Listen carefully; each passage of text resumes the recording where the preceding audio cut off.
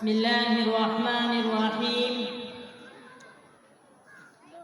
الحمد لله صاحب الجلالة، والصلاة والسلام على محمد صاحب الرسالة. أما بعد، فأعوذ بالله من الشيطان الرجيم. بسم الله الرحمن الرحيم. إن تنصروا الله ينصركم ويثبت أقدامكم.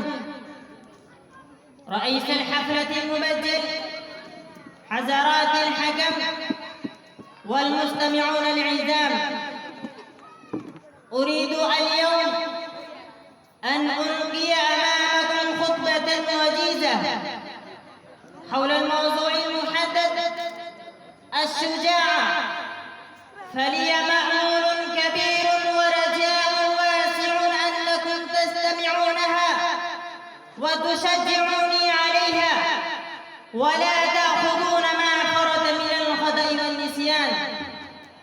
أيها المستمعون العزام، قد تلوت آية قرآنية خلال الخطبة المسنونة، وهي تدل على الشجاعة وتحث على الثبات دلالة بينة واضحة لا خفاء فيها.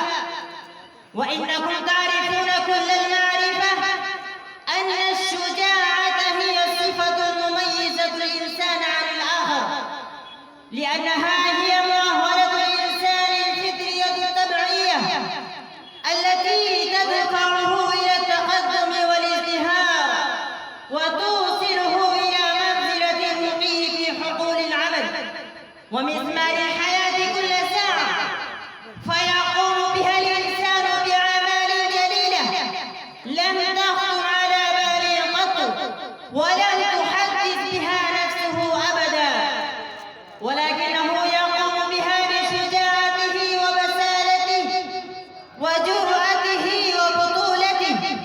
فمهما تكن الشجاعة مساعدة للإنسان في إيقاظ المؤهلات الناعمة يمثل بها دورا مؤثرا مثاليا يستحيل نظيره في تاريخ العالم، وتبرز هذه الشجاعة ومآثرها بجميع أنواعها وألوانها في المعارك الإسلامية بصورة بارزة، وفي حياة الصحابة رضوان الله عليهم أجمعين، وفي حياة سلفنا الصالحين أيضا لم تعد من قبل.